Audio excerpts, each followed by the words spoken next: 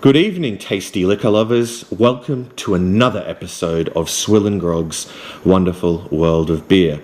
This evening, we'll be looking at this brew, Asahi Dry Black, 5.5% alcohol by volume, brewed and bottled by Asahi Breweries in Tokyo, Japan, the land of the rising sun.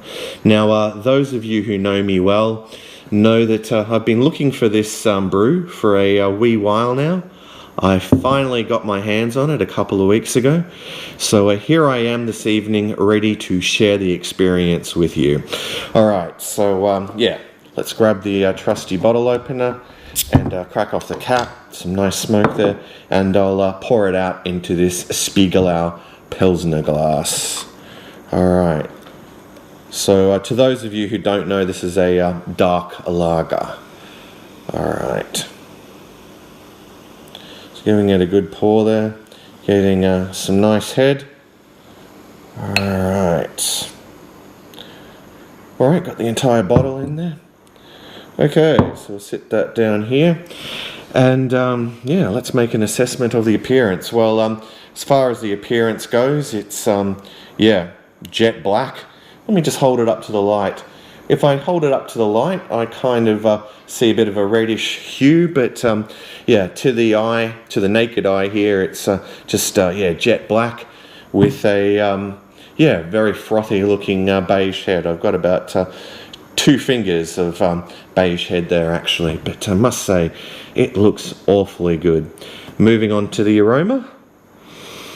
All right. Sort of picking up a sort of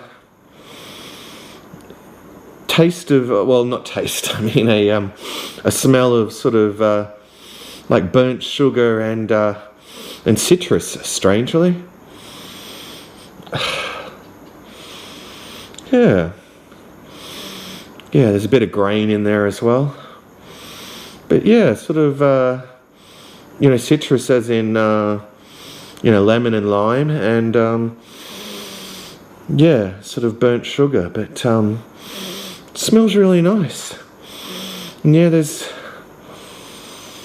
definitely some malt there. An interesting aroma though, I must say. Alright, well we've talked about the appearance and we've talked about the aroma, so that could only mean it's time for the most important part of the review, the taste test. So I'm really been looking forward to this moment, folks, so cheers to you all. Alright, let's dive in.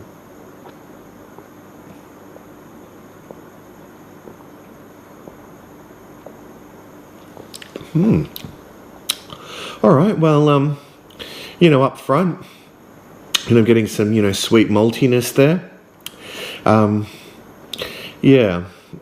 Maybe a bit of citrus and grass in the finish, but it's quite minimal. The bitterness, of course, with it being a lager, is quite minimal. I mean, it's quite light-bodied, believe it or not. Not watery though, but quite light-bodied. But anyway, I do need to have another gulp.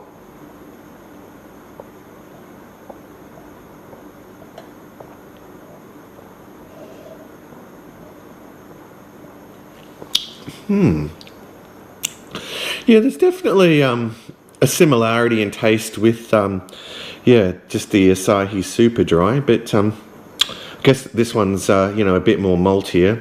They would have roasted the malts in this one a little bit longer, I would dare say. But all in all, it's pretty tasty. It's pretty refreshing. I'm quite impressed with it actually. So is it drinkable? Well, hell yeah. Is it something you could session?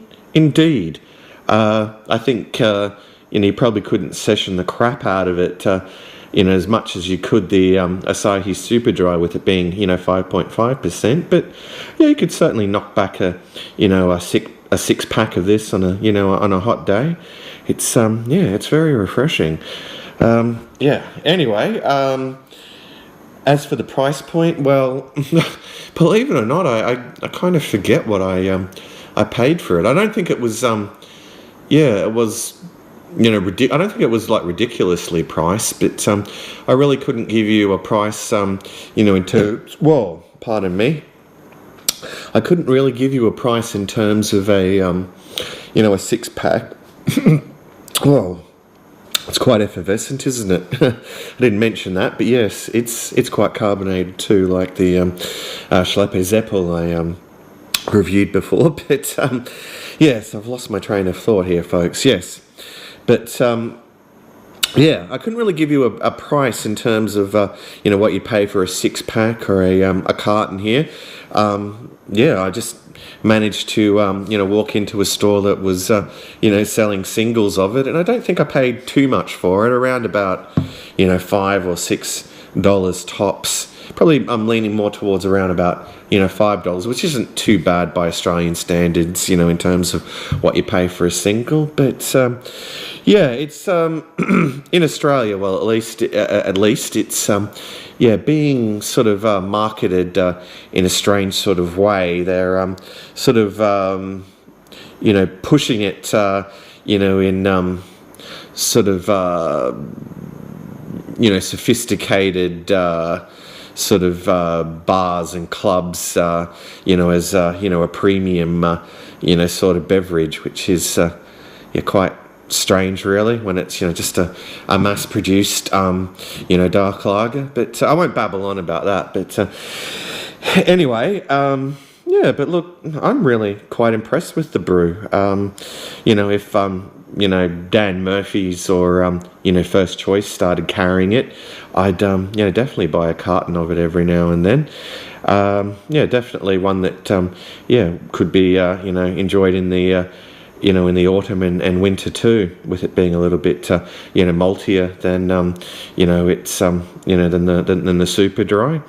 Anyhow, time to wrap this up, folks. Yeah, I've gone way past the 7-minute mark yeah, here, and I haven't even wrapped this up. So let me have one last gulp, and I'll give it a score out of 10.